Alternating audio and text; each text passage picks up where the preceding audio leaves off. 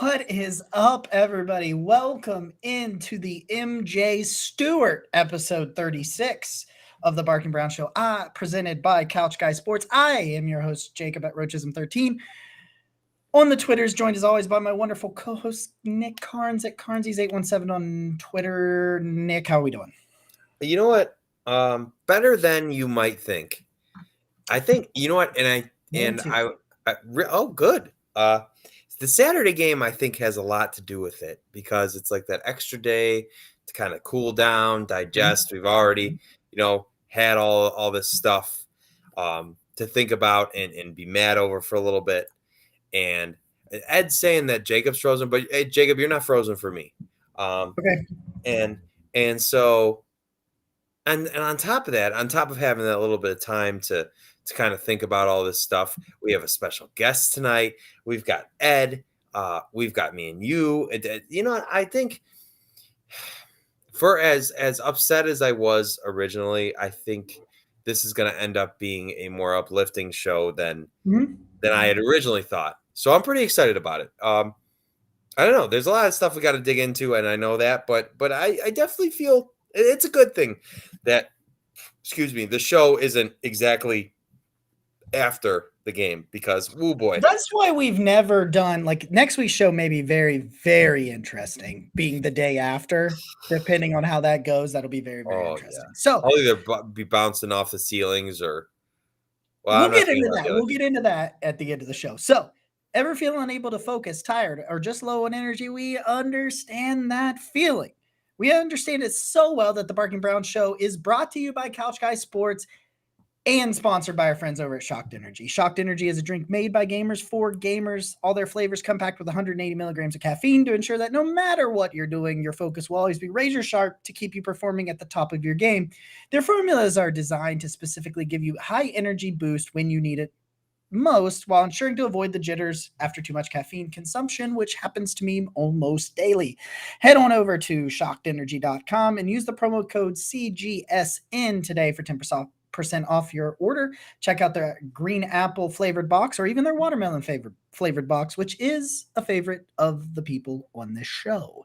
Oh, and don't worry, they ship worldwide. That's right, worldwide except for to Ohio. I'm just kidding. Get your Shocked Energy today and let us help you gain your focus and energy back. Okay, so a few T's and P's before we get. I wanted to start out. RIP to John Madden, man. An absolute legend. Madden, him calling the games with Summerall. One of the reasons I fell in love with the game. John Madden had a heavy hand on that early on in my young football watching career. So I wanted to say, rest in peace to just an absolute legend. I also wanted to take time to talk about one of our friends, one of our own that needs our help tonight, guys. I don't know if you had the opportunity. I'm going to pull it up here so that I don't mess it up before I do it. Okay. So Michael Keeley put out a fundraiser on, I want to say he posted it on Sunday. Mike McFadden, Brands fan, right? One of us was involved in a hit and run in on his bike.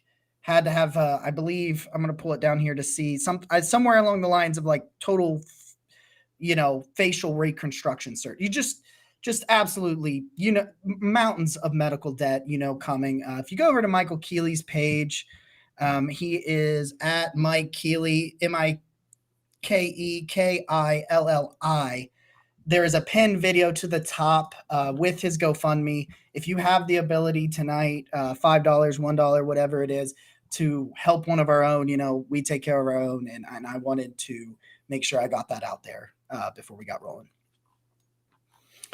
So, yeah, once again, the most valuable thing you can give anyone is your time. Thank you yet again for giving some of your time to us. I asked Ed if we are still frozen so that we can verify down there. He says we are good to go. Got a couple of comments over here from YouTube. Our good friend Cancel Anime says he just wants to thank us for being the only Browns related media sort that still uses common sense. I'm honored That is the Browns, the highest honor amongst Browns fans to say that we're the only ones that still have common sense. So thank you. So that being said, Nick, we got a special guest. We got producer Ed. We're just gonna bring those on right here. I feel like that's a good idea. Our great friend, she is down in enemy territory. She is very, very smart, but very mean sometimes when the Browns play the Minnesota Vikings. She wins bets. That's what she does. But our great friend and connoisseur of beer and cookies really leapt us up by giving us some great beer and some great cookies. About to crack one. Our good friend Jess. Jess, how are we doing this evening? I'm good, thanks. How are you guys? Good. Just ready to roll. Just ready to roll. We're gonna bring on producer Ed. Ed, what do we got in store for everybody tonight? Well, we got a great show that we're going to use common sense with, and Merry Christmas, everybody. Hope you guys had a happy time with your family and everything. Hope Santa got you everything that you wanted. He didn't get us a win on Christmas Day, but you know what? Those tricky little elves left us some playoff possibilities for our Cleveland Browns still. We'll dive into some of those possibilities later on in the show. I got Jess from Oklahoma. Oklahoma's okay. We all know that. And, people that say don't ride with six, look at this right here, Baker Mayfield. Because you know what, guys? You can still be a Cleveland Browns fan, poke a little fun at Baker Mayfield, but he's our field general. He's the guy that's going to lead us to the playoffs. We're going to be so thankful for him when it's all said and done. So let's kick this show off, guys, and I'll defer to you guys. Ed, we love you. We'll talk to you in a little bit, my friend. Yes, sir. I have something on my mind. Oh, okay. Because I listened to Cleveland Sports Talk this morning, and on both shows, and Jacob, this is something that I've talked about, and that we've talked about, and I kind of want to bounce it to both of you, and then perhaps Ed. There is a large, there's so many pieces to break down of this game, but one of the elephants in the room that seems to be a prevailing thought is Kevin Stefanski and his play calling, and how he's doing, and if it's good, if it's bad, all of that. And both shows this morning in Cleveland were being more. We're saying Stefanski should do better, could do better, isn't helping Baker enough. A lot of different things, and I personally, we're jumping right in. I'm just, it's one of the burning things. No, absolutely. I knew this was where we were going to go at some point, and it's just like, you know what, let's do it. I just want to say, because, and I haven't gotten the opportunity to talk about this enough, but there's so many different plays that have made their way to Twitter, so many videos, pictures, whatever, especially of that final drive where you see receivers are open and people are clamoring, why didn't you run Chubb? Why didn't you run Chubb or Dearness Johnson? Because Chubb did take himself out. And that is an important part of all of this, right? Because a lot of people are ignoring, yeah. And so, and I'm looking at these plays, and I want to know if I'm crazy, because I understand the run game is working. Obviously, it's working. They had over 200 yards on the ground. That's fantastic. That's typical, Kevin Stefanski, Cleveland Browns football, and I understand that. But when you look at plays on that final drive, especially, because that's what it all comes down to, right? And you see multiple receivers that are open that you should be able to complete passes to, and you don't. To me, regardless of the fact that the execution wasn't there, if guys are open and the opportunities are there to have gains and move the ball forward, those are good play calls to me. And I feel like Kevin Stefanski is getting the raw, like he's just getting a raw deal here, where I personally feel like his play calls are good and the execution is failing him, and then he is taking unfair criticism because of it. And I know this is a hot, contentious issue, so I kind of want to give it to you guys, because that's where I come out on it. I really think Kevin Stefanski is a good play caller, and because the execution isn't there, he is the one who is taking the rap, so to speak, for this offensive struggles. Okay.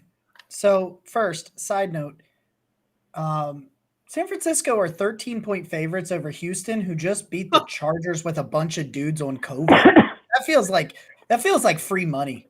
It feels like free money to take Houston plus 13. It seems like a lot. You know what? I'm going to let Jess go and handle this one first, because This is the most, I put out a tweet like, I hope these guys are ready for me tonight because I've got a lot to say. This is where we're coming. And so I'll let Jess answer it. Then we've got some Twitter comments and we've got some YouTube comments. And then I've got a rant. So. Okay. Rants. All right. We like the rants. That's why we watch. So my feelings about the play calling, I mean, I've never been a head coach before. I would imagine there's a lot you need to focus on. I think that he makes a lot of good play calls. There are some really good plays, and I think it's hilarious that Anthony Schwartz reverse play worked twice in the same game. How did it work twice in the same game? What the heck? So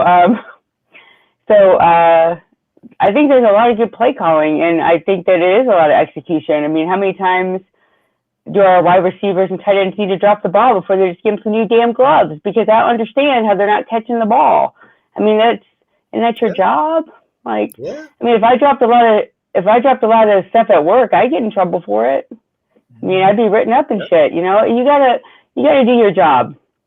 That's a lot of it. So yes, I mean, I'm not saying that every play is perfect. I've seen some bad play calls, but for the most part, they're good play calls, whether they're executed with the quarterback or the wide receivers, or even, you know, just the line blocking correctly. I mean, I don't think it's all on him. Maybe if he had another set of eyes, like a lot of them have him up in the booth up there, just give him a little backup.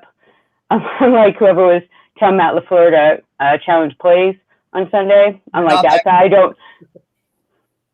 I'd avoid that guy. But I mean, you want another set of eyes. I don't think that would hurt him to have another set of eyes up there. So that's my opinion on it.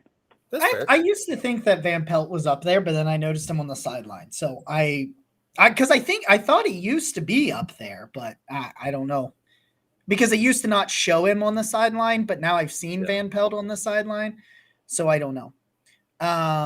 So I'm going to go over to the Twitter comments, and then Cancel Anime over on YouTube's got some good comments that I want to address as well. Okay, a lot more of it is between the ears with Baker. I think you're onto something there. Kelly says, "Hi Jessica, love you." So we love Kelly on this show. Kelly. We love Kelly. We love Jessica. Yes, we do. The play calling is fine, in my opinion. From Cancel Anime, something's been off with Baker for most of the season. That seems to be the primary issue. His wide receivers stink too, so that's part of it. But yeah, that's a big thing. He also says that do you think Baker not pulling the trigger on these passes means that he's gun shy again? That's something I've seen fade in and out of his game. I don't know if he's gun shy, because I don't, like, at times he gets antsy with his footwork in the pocket, but not on every play, which is what he did in 2019. I just don't think he sees the field well. I think that comes off as gun shy and hesitant because he's not sure what he's seeing, so he's not pulling the trigger. Okay, Kevin Stefanski, the play calling.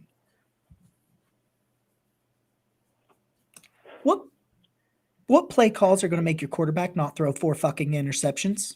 Where are these miraculous play calls that you guys are trying to tell me about? Where are they? He called a screen pass and you threw it at the defender. The play before, David Njoku beat his dude. And I know that's an out route. You got to put a lot of mustard on that. You got one of the strongest arms in the game. I don't want to fucking hear you can't make that throw. That is not a hard throw for an NFL quarterback. For an NFL starting quarterback, you can make that throw. Stop. Guess what? Jarvis was running a 3-yard crosser dead in front of you. If you can't make the 10-yard throw, then just throw the damn 3-yard one that was wide open. How about that? How about that miraculous freaking play call? Is that what you want? What play call do you want me to call? Oh, we should have run the ball. Well, guess what? The freaking pass was open. You had 15 passing first downs. If you take out those interceptions and about half a dozen really bad throws, they were pretty productive. And guess what? When they were able to complete those passes, that's when Chubb got the yards. Guess how many runs of double-digit yards the Browns had in the first half? 2. So stop telling me that we ate them up all day, because we didn't eat them up until the second half after we threw some yards and got them to loosen up and scored a little bit of points. Stop. Listen, go watch the beginning of this show. Go watch us in April, in May, in June, in July. And I thumped my chest and I yelled at everyone that Baker Mayfield was a good quarterback. When I'm coming and telling you the truth about what happened, I'm not a Baker hater. I'm the farthest thing from a Baker hater. I'm a fucking Browns fan. This is what matters. See this right here? The helmet, not the number 6. Not the number 6. What matters is this helmet. All right? I love Baker Mayfield. I still hope he can be the guy. I still hope he can. The difference in that game was Baker Mayfield versus Aaron Rodgers. One threw 3 touchdowns and no picks. The other one threw 4. Guess what? The only time the Packers had touchdowns, Baker interceptions. Well, only one of them was on stop making excuses. Yeah. He is not a good quarterback right now.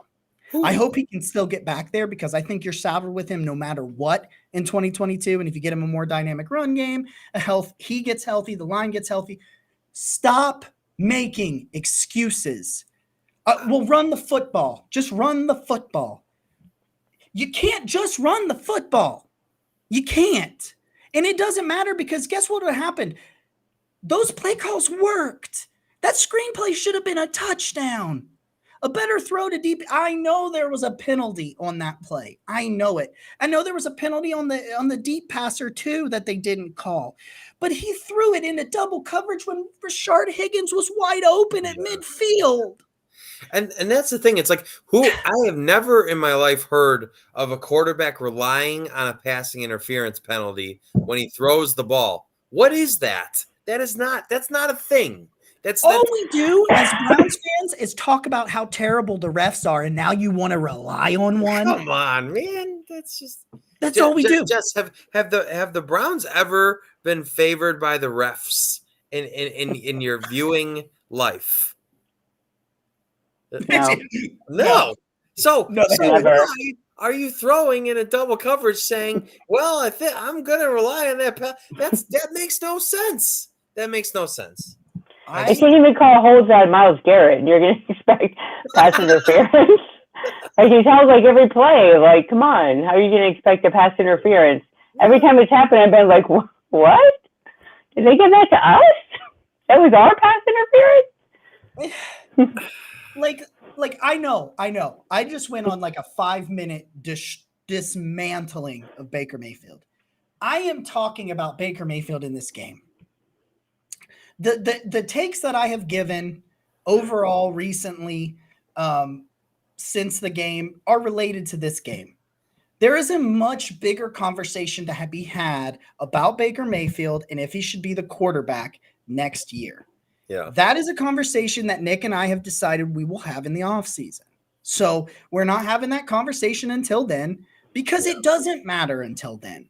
Yeah. But I'm tired of excuses for poor quarterback play. I said it once and I said it again. Oh, he's the best quarterback since Bernie Kosar. Well, guess what? The shiniest turd is still a fucking turd. Yeah. So stop telling me to be okay with mediocrity. I sat here and told you a couple of weeks ago that they're on the verge of back-to-back winning season, and that matters. Yes, but I still want more. I want a Super Bowl. You have lost the last 2 games by 4 points total. Now, granted, you didn't have your court. You had a third stringer, Nicky Mullins, Nick, large male sex organ Mullins, that did as much as he could possibly do. I get that. But you're looking at games. What are we at? We're at 6 that were less than a touchdown, right? 6 one-score games. You've lost them all. If you had average top 16 quarterback play, you'd have 10 wins right now minimum. Prove me wrong. And you don't even need the majority of them to go your way. Literally, this race is so half of them, and you would be at 10 and 5. If you got half of them. 2. Give me 2. Right? Okay, yeah, 9 and 6. 2, I'm fine with that. And then you're right there to win the division. And I mean, and that's the most mind-blowing part of all of this is that if you look at so obviously the Browns need help to win the division, right? But if you look at who's favored in each of the games, right? The Ravens play the Rams and the Bengals play the Chiefs. Both the Chiefs and the Rams are favored in those games. Right. The Chiefs are playing really good. Oh my God, they're one of the hottest teams in the NFL right now. So it's like, even though all this stuff has happened and gone to this point, it's like it's still right there for the taking, which is crazy to me, right? I have a 6 jersey downstairs, and I'll probably still wear it, man. Because you think about it, last year with 16 games last year, The Browns needed 11 wins to get into the postseason, right? So with 17 games this year, hypothetically, right, because they have to win out. Yeah. If they lose, they're out. From my understanding. Yeah. If they lose, they're out. So they have 7 wins right now. So you're talking this year, 9 wins will. I mean, the Steelers were 11-0 last year, right? So you were 9 wins could win you the division, right? Because they have 7 wins, and 9 wins could win you the division. That's insane. That's insane opportunity, right? And I think that's why I'm not mad right now, or that because they still have it.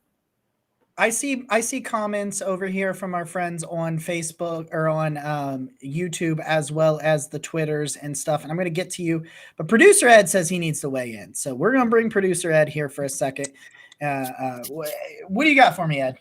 Well, I just want to say, I like your analysis, Jessica. Nick, you were spot on with everything you said about the play calling and Stevansky. Jacob, I can hear your passion all the way in Columbus. Love it, buddy. And you're right. We do it for Cleveland. That's why I got the double C's rocking right here. But you know what? I do ride with Baker. So, he's our quarterback. But I just want to say this. I'm so mad at Baker that I canceled my progressive insurance policy that I don't even have. That's how mad I am. But you know what? I think that watching Baker in this games and everything, I always say there's 2 things about a quarterback. Either they throw interceptions because they're stupid and they can't read a defense, or there's some physical ailment to them. And with the overthrow to Higgins, that was obviously he look at his feet. We all saw that. That was Landry. Yeah, that was. Landry. My bad. Yeah, Landry. I know what you're talking about. That was the worst footwork I've ever seen. Okay, so he made the right read. His mechanics were so horrible. Yeah, and Landry was wide open. Wide open.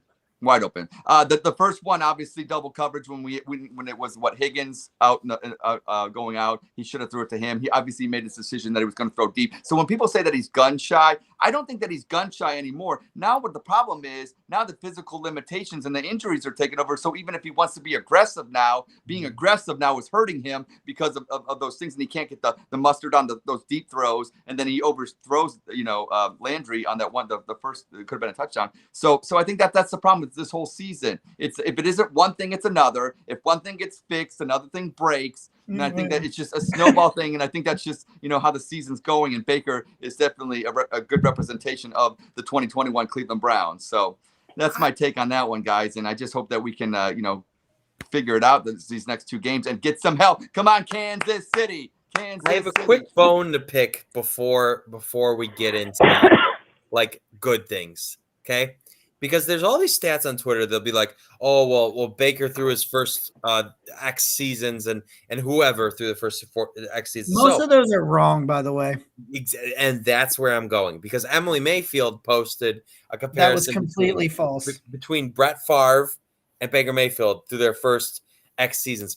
Brett Favre threw 4 passes in his first season. Okay? For who? Atlanta, was it? It was Atlanta. Yes, I believe Atlanta. For Atlanta, right? Yeah. So when you put stats up that say Baker Mayfield and Brett Favre through their first 4 seasons, or it also didn't even have correct stats for Baker, by the way. I think social media is a crazy place. Baker plays 13 and a half games in his first season, and Brett Favre throws 4 passes in his first season. 4. Okay, I looked it up because it's just. I mean, the comparison is so asinine. It's just, I cannot do this anymore. There's these little feel-good stats that say Baker Mayfield's a good quarterback, and we all want him to be that quarterback that we saw because we've seen him be a good quarterback. I'm not saying he can't be, right? But no stat you put up right now is going to change the fact that when you watch him on the field, he is not currently that guy. And I just can't do it anymore with these little feel-good things. It used to help me. It used to be like, okay, Baker's this guy, and it's going to be good, and he's going to, and it's like that right now. That's not reality. It's not. And I can't. You know what that reminds me of? I told my wife while we were driving on Christmas when the game was getting ready to start that I'm so sick and tired of being told he's healthy and he looks healthy. He looks good. And then he looks like shit on the field. He looked healthy. I'll admit that. He looks healthy. So what's his excuse now? But All right. Well, we got to get Ed back into the Twitter comments. Keep firing those Twitter comments, getting plenty of them in. So let's go, guys. I got a question for Jess and for Nick real quick, because this is actually really interesting that you would bring this up. And guys, I see all the YouTube comments. I see all the Twitter comments. I'm going to ask this question of these guys, and then we're going to get to all your comments and questions. I can finally feel is the redness out of my face? The blood pressure has gone down a little bit. I had to say it, guys, because I'm going to say this right now. Kevin Stefanski is really good at what he does, period. Now, Jess, I'm going to ask you first. I've heard this online. I don't even want the Browns to make the playoffs. I've heard that. So if they make the play, like, I think I saw somewhere they have less than a 1% chance to make the wild card. Like, they could, but like something just like stupid. So if they're going to win, they're going to win the division. They have not won the division since I was a being on this earth. Like, I was -2 years old, right? When they won the division in '89. Yeah, me too. Totally.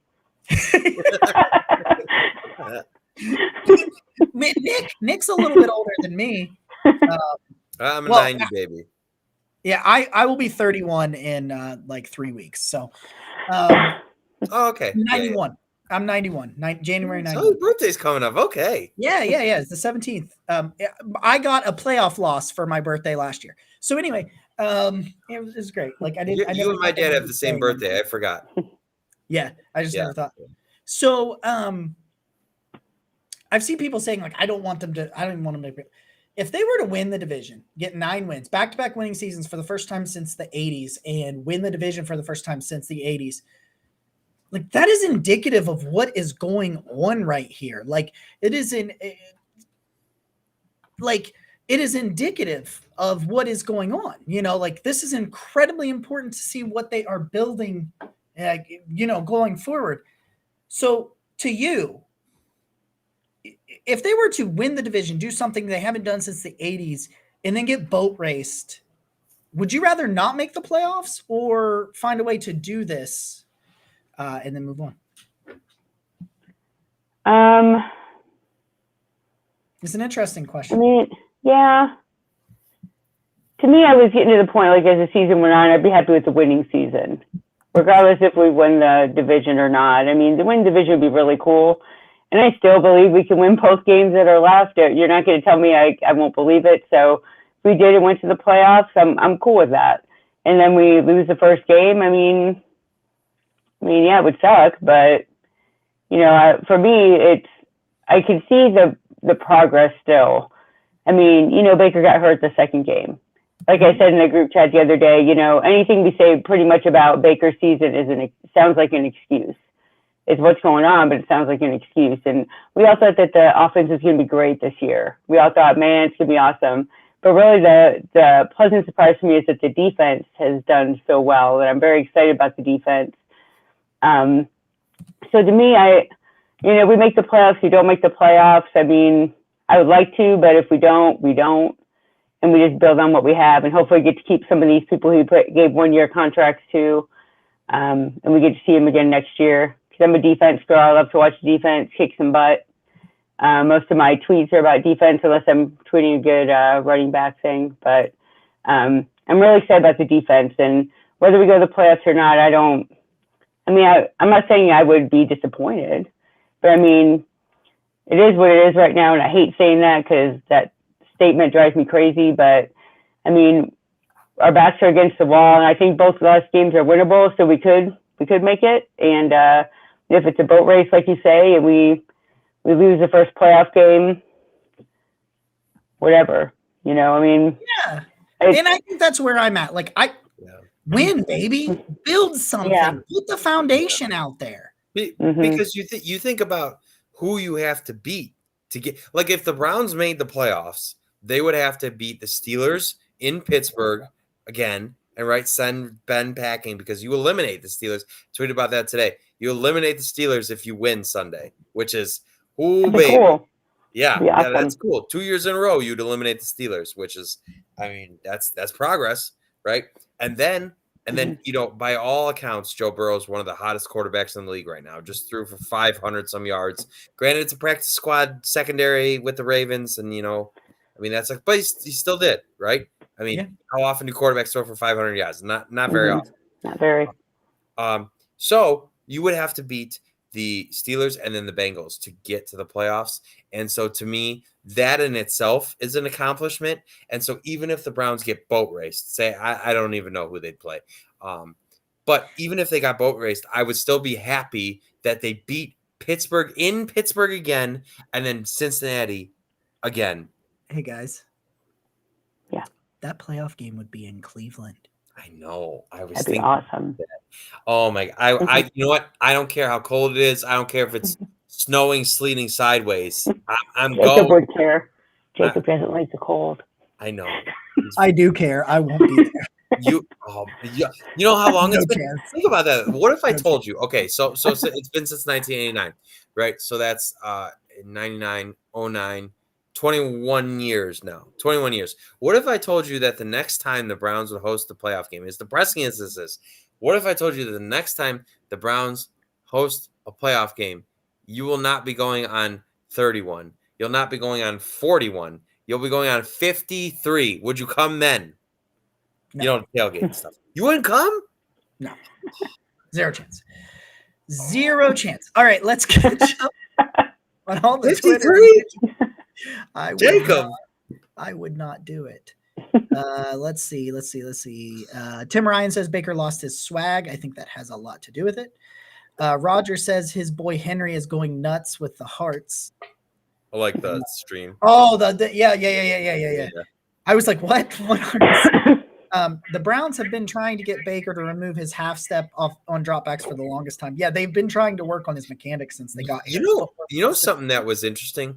When Nick Mullins played, that was one of the things I noticed is that Nick Mullins stood in the pocket, even behind that makeshift offensive line.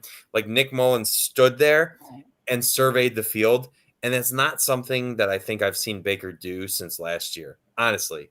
Like he hasn't. I think that definitely has. Look calm. I think that has to do with health. That aspect, in that specific one. But I would love to see like Dan Orlovsky posted one of the throws. I think it was the Jarvis interception, like where he targeted Jarvis through the interception. He's like, "You have room to step up in the pocket here, and you're throwing off your back foot." He had room to roll right and fine. Jarvis will run. MC says to disregard Baker's injuries, patchwork line, and mediocre wide receiver room. You're not totally wrong. Yeah, no, we are giving full. Like I've said that all year long. How much of this is on Baker? This is the thing. That's a patchwork offensive line, mediocre receivers. Baker's hurt, but those guys showed up Saturday. That's what we right now are specifically talking about Saturday. And we're also getting to the point that I know there's all of this stuff. And that's why ultimately they probably run it back with a healthy line, with a healthy Baker, with a more dynamic wide receiver core. And I hope that if they run it back, and I'm not saying they totally will, we'll get up to that later, but if they run it back, I hope that he recaptures some of that 20 times. Ed says 20 times for 500 yards. I would like to Joey's brother, Johnny Kinsley, does a lot of stats. 95. The Browns hosted a playoff game in 95. 95. Okay. Like I said, Joey's brother, Johnny Kinsley, does a lot of stats. And he posted a stat that really hit me home because a lot of people, have talked about the Browns' makeshift offensive line and all that stuff. And so he posted the total QB hits allowed through week 16, right? And Cleveland overall ranks sixth. They are the sixth. Cleveland, even with all the injuries throughout this year, through week 16, Cleveland has allowed 68 quarterback hits in the overall, right? And that is sixth best, right? And who's worse, and what's the number? I'm just curious. The worst overall is Atlanta at 113. Jeez. Ooh. Fewest is Tampa Bay at 52. But wow. And how many of those did Baker run into?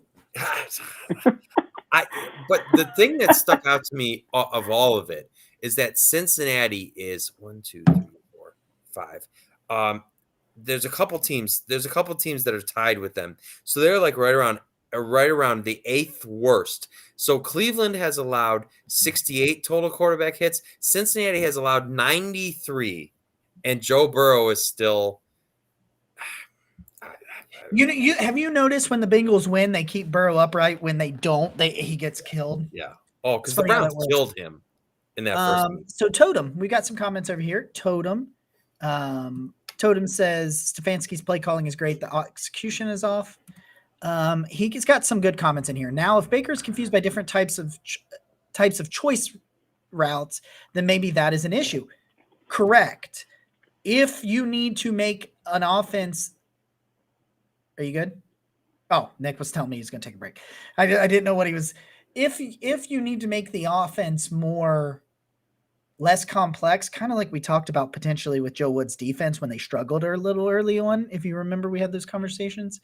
And if that was the case, that's a problem, but that is an adjustment that somewhere along the line Stefanski has got to make. But in either case, Baker may not be the guy if he can't get out of his own head. He's not the guy if he doesn't get out of his own head. That has to happen. I just don't think he said that is potentially my best rant in Barking Browns history. And I agree. I think it was. Speaking of arm strength, let's see here. Doesn't it seem like Baker's arm just doesn't look as strong as yes. So, and I think Totem said it down here. Yes, he did. So Baker has this really violent, weird torquing throwing motion, and that is totally affected by a labrum. He's not able to rotate and torque and drive it.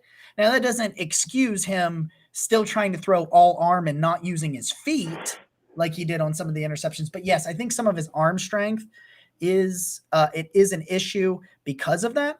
But if he doesn't have the arm strength to throw that out route to Njoku, don't take it. Okay. Baker's strength is throwing on the run. Yep. Oh, and Tim Ryan says he wants the Raiders in the playoffs. Yes. Yeah. I'll take that. I'll take a healthy Browns against those freaking Raiders. Give them to me, please. All right, Ed. He's got a Cincy stat from us. So coming in here hot, Mr. Producer Ed, what do you got, my friend?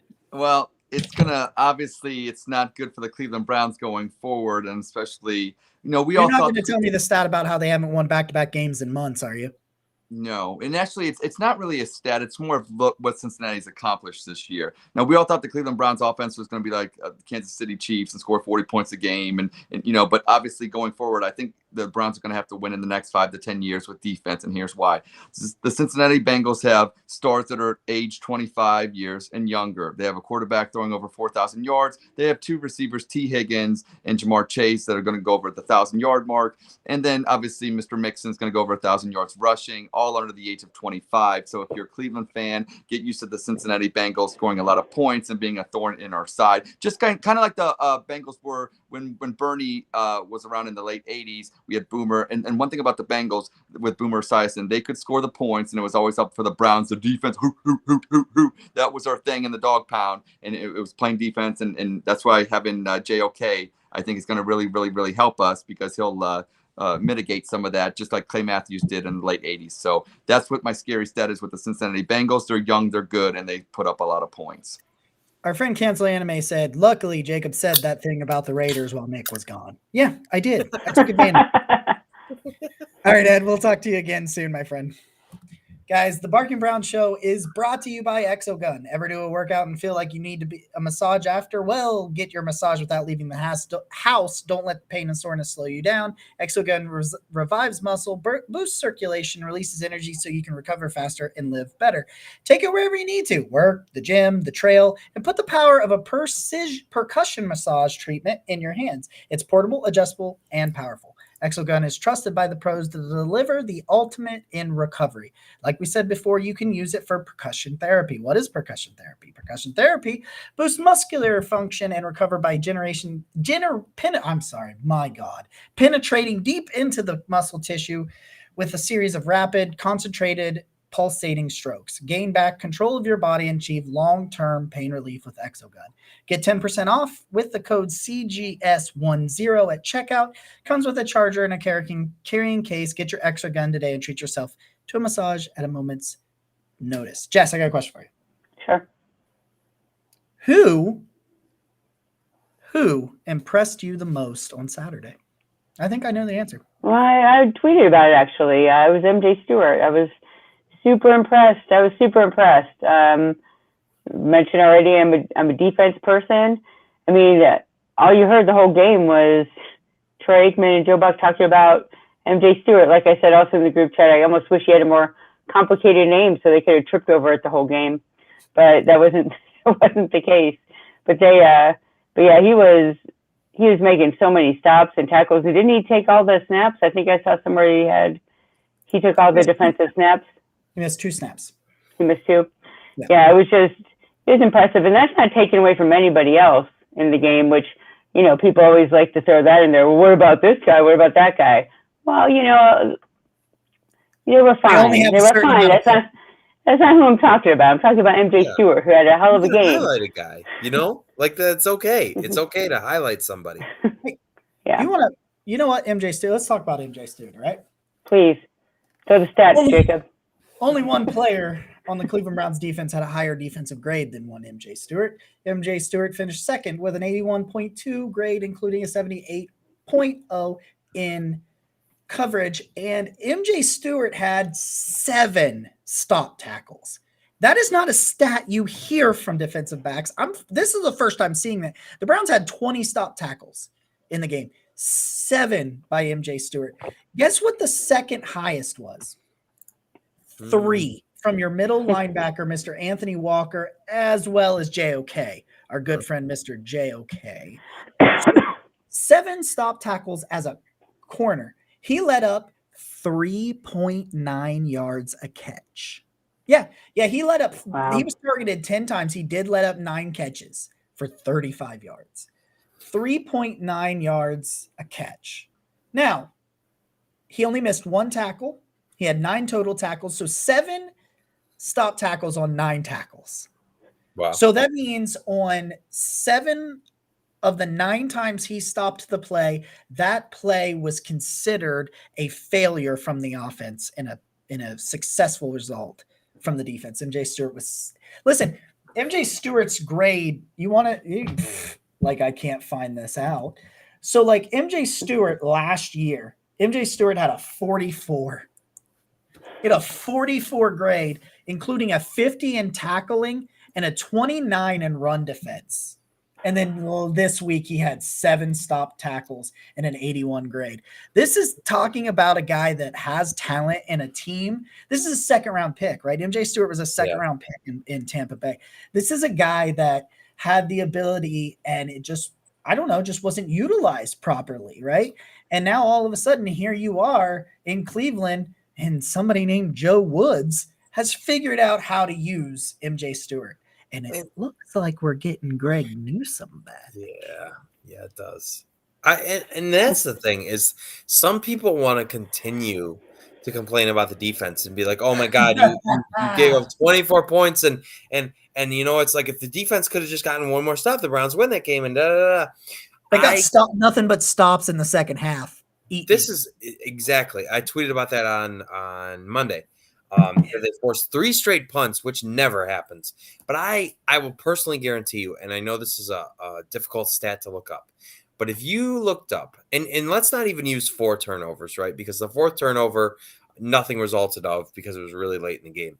But if you looked up games where the Green Bay Packers with Aaron Rodgers at quarterback had 3 turnovers, like were +3 in the turnover margin, I guarantee you that their average scoring is way above 24. I guarantee it, right? And when Aaron Rodgers gets that many opportunities, they score more than 24, right? And so something that's lost in all of this is that the Packers scored 21 of their 24 points in the first half, right? So in the second half, you made adjustments and you held them to 3 points. You forced them to punt 3 times, right? And the only time you gave up anything that wasn't a turnover was a field goal. So you didn't even give up a touchdown that wasn't off a turnover. So anybody that's trying to talk about the defense has to acknowledge that they are, and you know what, and that's minus Jadeveon Clowney, that's minus Greg Newsome, right? And that's what Jacob Phillips still, you know, I mean, Jacob Phillips really hasn't played that much as a Brown. honestly, and he's coming back, and so he shouldn't be out there, dude. I don't know how he recovered.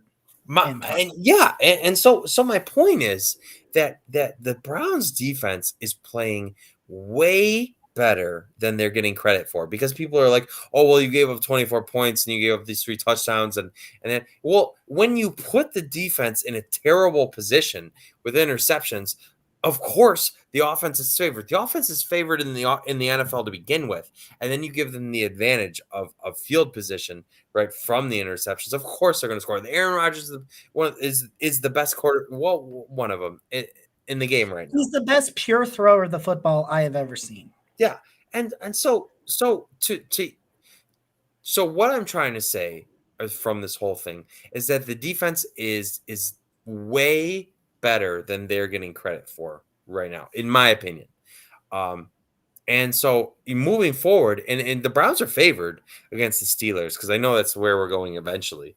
And I think a large part of it is because the defense is playing so well, and you're looking at getting Greg Newsome and Jadeveon Clowney back. To me, am I crazy? I want to open it up to both of you. I mean, that's my opinion. But am I is the defense playing poorly? Am I blind? I don't know. Jess, go for it. No, I mean, I don't think they're playing poorly at all. I mean, and I go back to way back in the beginning of the year when we were talking about oh man, they're still giving up catches. Yeah, but I mean, if you look at some of these catches that they're giving up, very few of them go for extra yards beyond the catch. I mean, very few of them, which is such an improvement over last year and previous years in general. So just the fact that they're not giving up that many extra yards after the catch. Now, it does make me nervous in the red zone, because they do have a hard time stopping in the red zone sometimes. But they've stopped a lot of plays. They've had some really good stops, on third down too, which was terrifying at the beginning of the season. And I'm not quite as nervous about third down anymore. So okay, I don't think you're crazy at all. I can't wait to see Jadeveon Clowney take more people down in the backfield, because that is so exciting to watch him do that. Just out of nowhere, like a shark, just clutch him out of the jumping and grabbing him. It's so awesome to watch him do that. You don't see that often. So it's pretty impressive to see it. His physical attributes, right? His size, his length, his speed. It's just, it's rare. Like you said, you don't see it that often. It's rare to see that. Cancel Anime says, I think people criticizing the defense forget what it was like last season. Oh, yeah, I don't. And that's why this season's so frustrating, right? Because you looked at last season and you're like, our defense is made of paper mache. They can't stop anybody. Andrew Sandeo, oh my God, bless his heart. But and that's why he's not bad this year, by the way. He's got a 65. Well, there is that. Oh, good for him. Good for him. But he didn't do it for us last year. So, and that's why we all, and if you go back and look at any of our shows from early, we were like, the defense is going to be better and the offense is going to be on par, and the Browns are going to win, 13, 14 games, because we thought the offense, and Baker Mayfield specifically, was going to keep playing well. And the defense has far exceeded, I think a lot of expectations. I that's my opinion. I don't know. Well, I think they're pretty close to what I thought they would be. I had very high expectation. MC Lawrence is pumped for Monday Night Football because we got our guys back. Malik Jackson has been a liability. Malik Jackson's fine against the pass, but he's not stopping anything if you run it at him. I think he dresses really sharply, though. His pictures, he looks really sharp. Well, yeah. And I'll give Tommy Togiai a little bit of credit. He's starting to come along. Played 25 snaps. He had a pressure. That's really in the preseason. Wow. So he's getting there. Tommy Togiai getting a little bit better. A 71 tackling grade, which is is pretty nice. I'm pretty excited. I don't know, guys. We come through all of this. We did all of these things. Here's the thing. You've gotten so much subpar quarterback play at times this year. That what's the most frustrating part about that? The most frustrating, and I'll ask you guys this. You remember that 3rd and 16 that they converted, which is the first time I think they did a 3rd and 15 plus that they actually converted this year, and I almost shit my pants. that was a NFL quarterback. That was a franchise quarterback throw. And then he makes throws where he's got a horse stance and throws it 10 yards over the dude's head. Like, that's why I'm so frustrated, is I've seen last year. I've seen the rookie. I've seen some throws. Oh, man. Go back and watch Kansas City. Go back and watch Kansas City week 1. I know. This year. Go watch that. I saw a tweet, by the way. You talk about the offense's disappointments. I saw a tweet that I made after nobody brought it up. I know people were digging up your old tweets, Nick, which was the last couple of days, which was what are you gonna do? It was something. Something. Hey, Anthony Walker, by the way, 87 grade. Great game for him. Best game I think he's had all year. He had only 3 stop tackles, so take that, MJ Stewart. Anyway, like MJ Stewart's sticking it to him, not the other way around. That's really bad. Anyway, crap. Where are we going with this? I saw a tweet from after that where I was like, Baker threw for 300 yards. The Browns did this, they did that without OBJ, with this and with that, and like I was listing all these things. This offense is going to be great, and then I was like, oh boy. Nobody go find that old tweet and make me remember that I tweeted it, because like I just happened to stumble upon it in my pictures. But now everybody's in the mentions right now. Hey, you suck. You suck. I do. I suck. So we're going to bring producer Ed on here because I got a question that's going to go round table. We'll start with Jess and go to Ed, go to Nick. We'll come back. So I told you guys that the biggest thing I wanted last week, Ed asked for the final 3 games. I believe Ed asked, maybe it was Nick, what we wanted to see from the offense, what we wanted to see over the final 3 games. I said, give me some offensive consistency. I thought we got that. Now, the interceptions kind of ruined it, but we had 15 passing first downs. We had 200 yards rushing. In terms of consistently making plays, they made like – I put out a tweet. I think this was before the 3rd interception, but it might have been after. I said, if you take away those interceptions, this is the best the offense has looked in months. Because it really did. That's why I kept saying, like, when people were like, it's on Stefansky's play calling or it's this or that. This is why I put it at 6's feet, is because those were the differences. The offense outside of those 4 throws, and you can even take out the last one because there was a penalty. I get that sort of thing. Outside of those 3 throws, he had a few, like the missed Njoku and the missed screen pass, but he made up for a lot of his misses because of the run game and the passes and things like that. So I think they've got there. So for you guys, these final 2 games, what is the most important thing that you want to see, or what would make you the happiest? And it could be as simple as saying, beat the Steelers. You know what I mean? But like these final 2 games coming up, what do you want more than anything to see? And we'll start with you, Jess. I think offensive consistency, like you said, that you were looking for last time. I just want to see consistent. I think Baker's afraid to get nailed. Yeah. I mean, I would be too if I was injured, and I think that's making him a little skittish. I would like to see him feel more comfortable in there, and hopefully maybe this week he'll feel a little more comfortable. But I mean, I'd like to see us beat the Steelers, of course. I think the last 2 games are super winnable. So even though the Bengals are having a really good season, but I mean, we stomped them last time. So hopefully we can win the next 2 games. That's what I'd really like to see. Beat the Steelers at home in their house. But yeah, consistency and beating the Steelers. I guess if I had to pick my 2 things. I think I'm with you. Ed, what do you got? Well, if it wasn't for John Wilkes Booth, Mr. Lincoln would have had a good play. But no, actually, I'm with you, Jacob. The offense was moving the ball. Chubb looked great. Unfortunately, the interceptions, you do take those away. I understand your point. The offense was moving, so I do understand that. But you know what I want to see? I can't. So you asked me 3 wins isn't possible. 2 wins, obviously, you got to try to win these games. But I want to go on the other side of the ball, gentlemen. I want to go on the defensive side of the ball because we're playing at Pittsburgh, which is never easy. But then that last game against Cincinnati, and I don't care if it's not for the division title. I don't care if there's no stakes involved with that game. I want to see the defense go up against that Cincinnati offense and shut them down. That would make me happy going into the offseason if that is the final game, that the defense was as good as what we think it is. Because I think, gentlemen, and Jessica, I think that we all agree that the defense is balling out.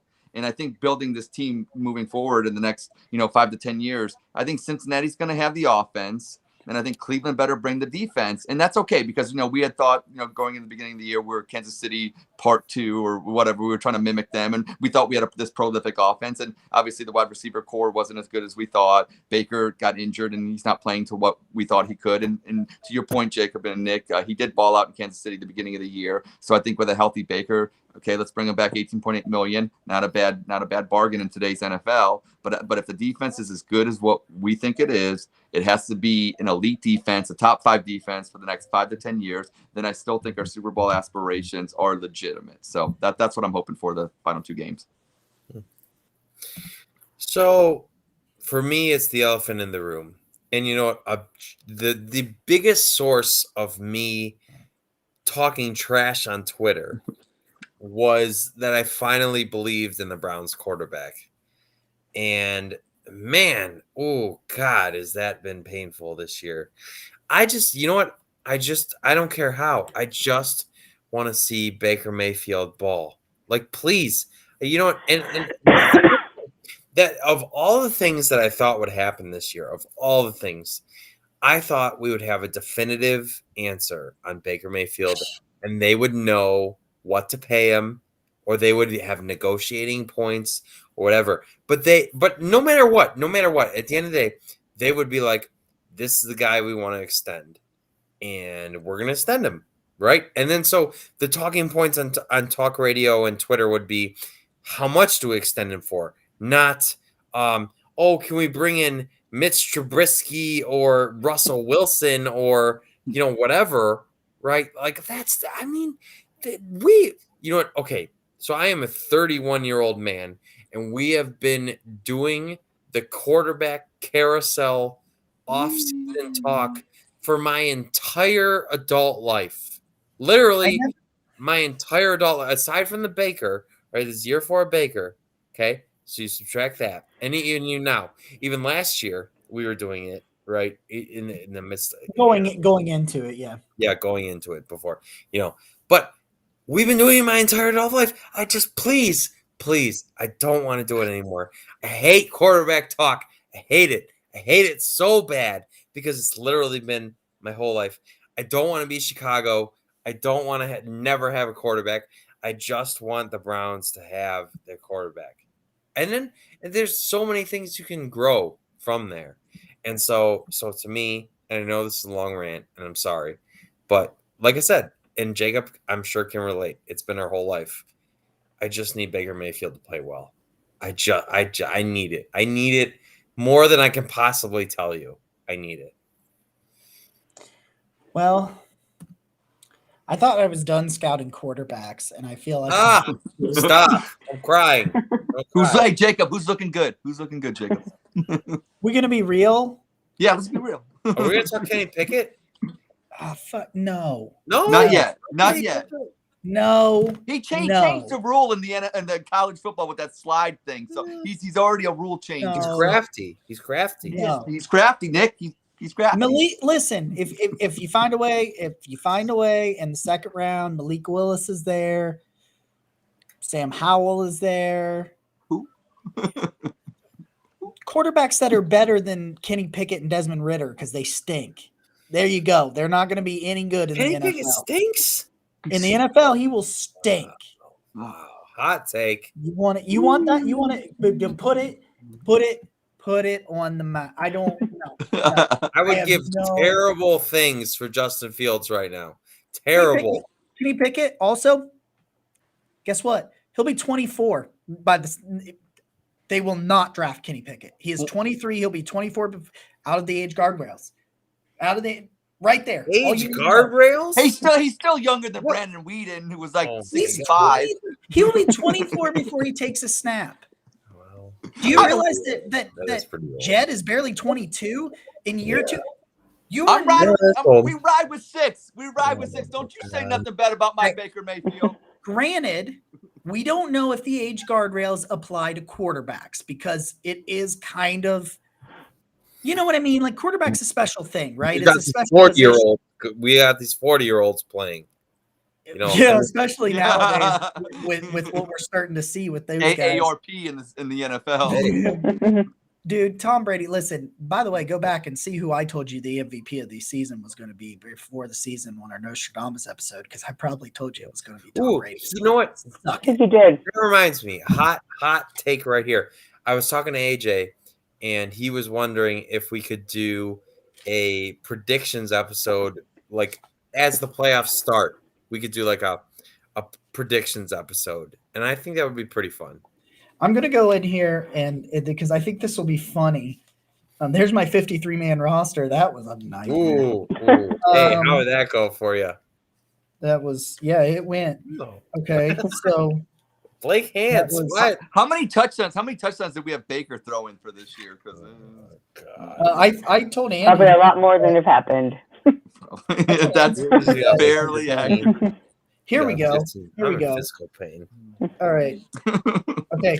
Are you ready for this? Yeah. Okay. Sure. The Super Bowl. This is my preseason predictions. That's just. I think you guys will enjoy this. Kind of as I try to be lighthearted, make everybody laugh at the end of the episode. So I'm going to tell you what my Nostradamus preseason episodes were, and then I've got a joke for you. Okay. The Super Bowl will be the Bills over the Bucks, 35-31. Still could happen. That's not bad.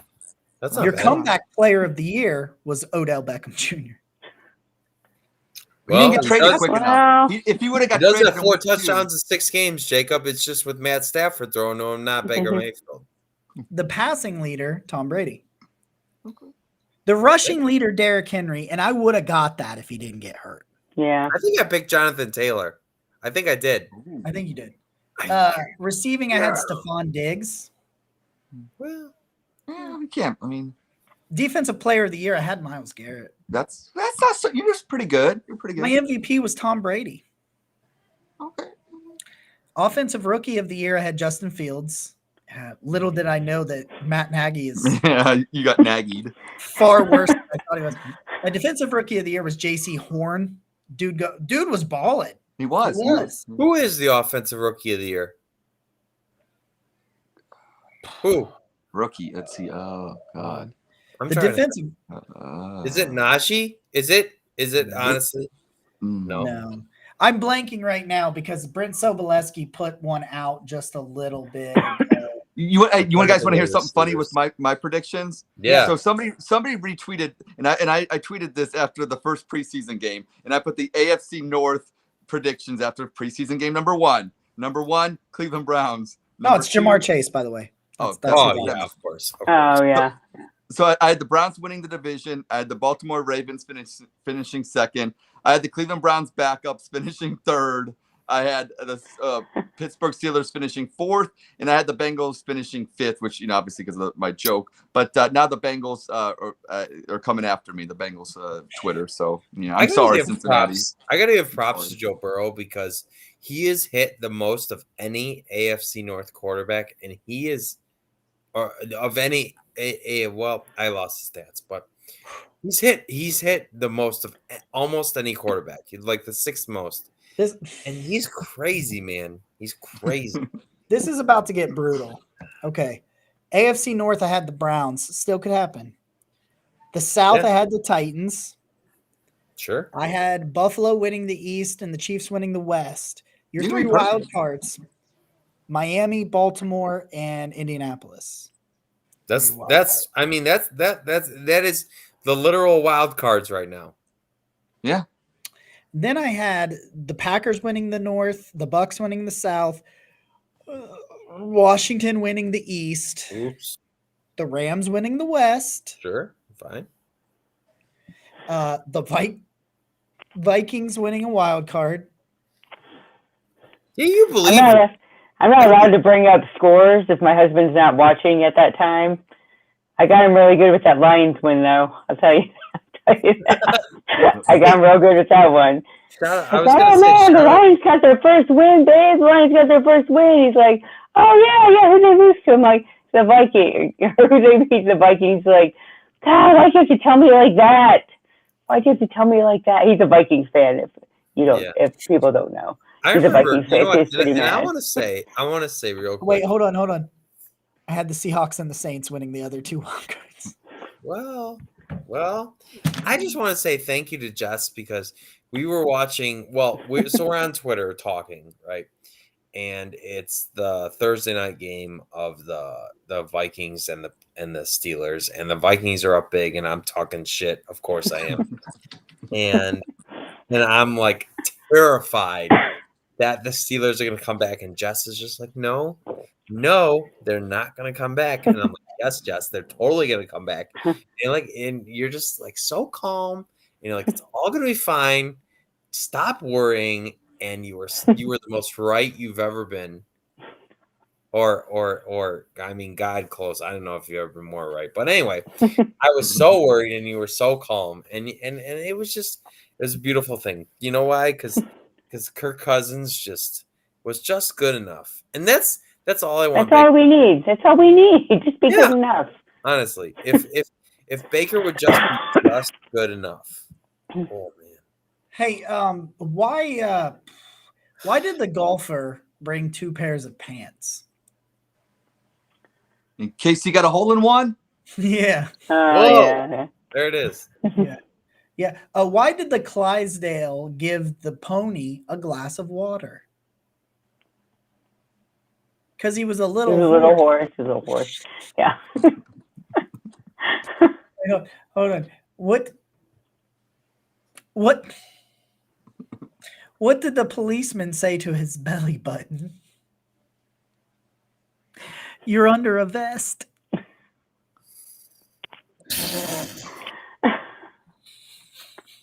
Oh my gosh. You're ready to be a dad with that one. My little brother's girlfriend told my wife at Christmas. By the way, if anybody hasn't seen it, I guess I could post it. So on Christmas, I shaved my beard into a Fu Manchu and went to all of my family gatherings with a Fu Manchu. You were fucking sexy, by the way. Yeah, I was hoping it was going to make it to the podcast. I couldn't continue to look at myself in the mirror. I was thinking, guys, go around the horn real quick. Nick, New Year's resolutions, because the next time we're on, it'll be 2022. New Year's resolution. What you got? You know what? I need to wake the fuck up when my alarm wakes up. When my alarm goes off. God damn it. I'm so upset. I sleep my alarm for like 2 hours. It's awful. And I know I swore a lot because I'm frustrated. Because like my alarm goes off and I'm like, I don't even know what's going off. I need to wake up when my alarm goes off. All right, Jess. You give that to my husband too. That'd be cool. I like him to wake up when his alarm goes off as well. I guess, the normal crap, eat better, be healthier, that kind of crap. And also get back to being more present at home. It's so easy to get back into, looking at Twitter, being on your phone for dumb crap, and just be a little more present again, that kind of stuff. I know mine wasn't a big joke, I guess, aside from my husband getting up for his alarm. That's it. I'll make his resolution for him. For me, it's just I want to be more charitable, more giving, more understanding, more compassionate, and just be a better person. That's just I gotten away from it. Jess, you make a great point. I bought some adult puzzles in order to get myself off the screens as much. Cool. My wife's got Sudoku. I got a home gym. I was able to score a deal.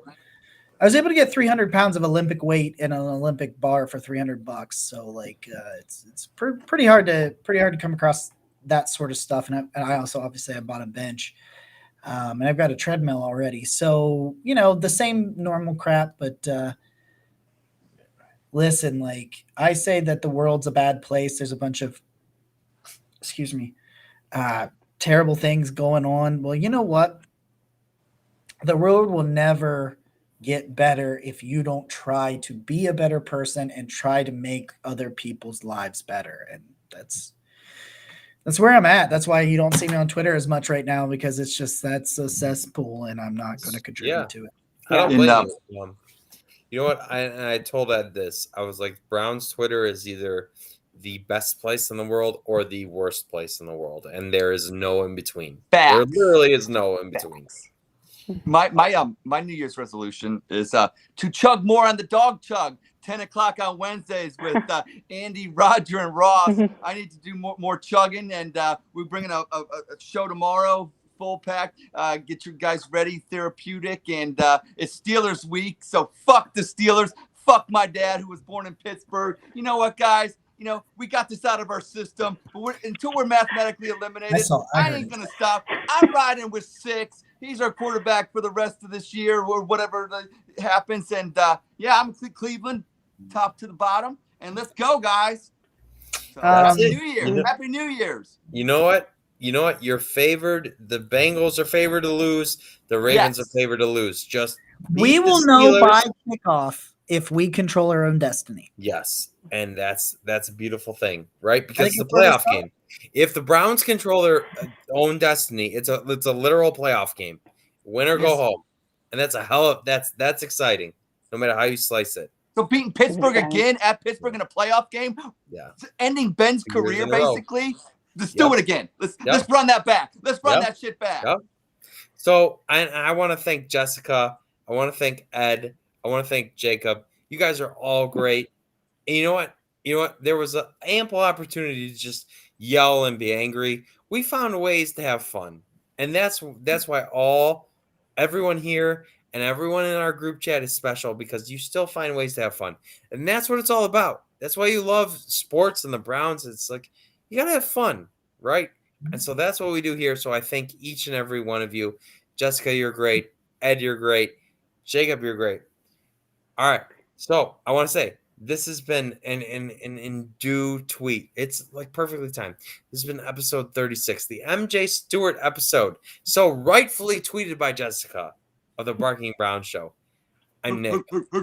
He's Jacob. He's Ed. And she... Well, can I get my finger to point? She's Jessica. Oh, there it is. Thank you for joining us. You're all wonderful. Go Browns.